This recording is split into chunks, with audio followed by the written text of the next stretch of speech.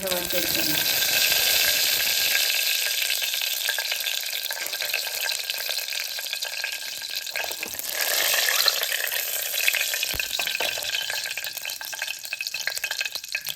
இது கூட நம்ம அரைச்சி வச்சுருக்கிற வெங்காயத்தையும் சேர்த்துடலாம். வெங்காயம் தக்காளி அரைச்சி வச்சுருக்கோம் இல்லையா, அதையும் சேர்த்துடலாம்.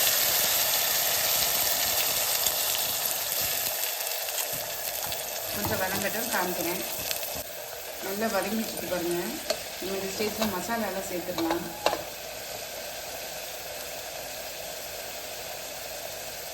அரை ஸ்பூன் மஞ்சள்தூள்,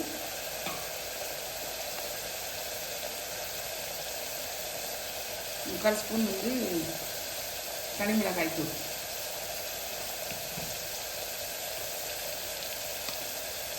ஒரு டீஸ்பூன் மல்லித்தூள். இது கூட கரம் மசாலாவும் நம்ம சேர்த்துக்கலாம். கடைசியாகவும் கரம் மசாலாவை சேர்க்கலாம். குக்கர் மூடுறதுக்கு நட்டி நான் இப்போவே சேர்த்துடுறேன். ஒரு அரை டீஸ்பூன். எல்லாத்தையும் நல்லா மிக்ஸ் பண்ணிவிட்டு பச்சை வாசனை நல்லா போற வச்சுக்கலாம். போகிற அளவுக்கு நல்லா வதக்கி விட்டுறணும்.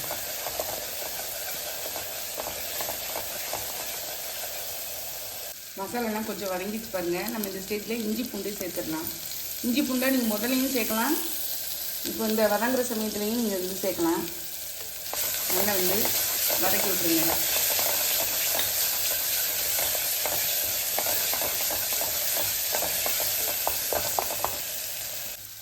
நல்லா பச்சை வாசனை போய் வதங்கிச்சு பாருங்கள். நம்ம இந்த ஸ்டேஜில் இந்த கடலையை சேர்த்துடலாம். ஊற வச்சுருக்கோம் இல்லையா, நான் மெஷரிங் கப்புக்கு 1 கப் எடுத்துருந்தேன். அந்த இதில் சேர்த்துடுறேன். இந்த தண்ணியோடையே சேர்த்துக்கோங்க. இது கூட இந்த மிக்ஸி ஜாரை கழுவி அந்த தண்ணியும் நான் சேர்த்துக்கிறேன்.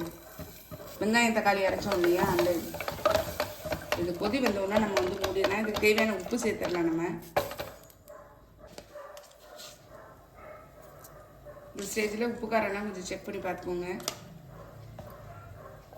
நல்லா மிக்ஸ் பண்ணி விட்டுறலாம்.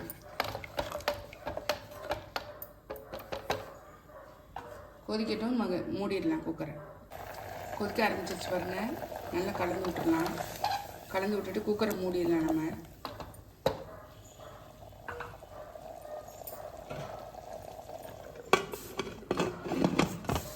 நல்லா 3லேருந்து 4 விசில் விட்டு நம்ம ஆஃப் பண்ணிடலாம். குக்கரை திறந்து பார்த்துக்கலாம். 1 பாட் கடலைக்கறி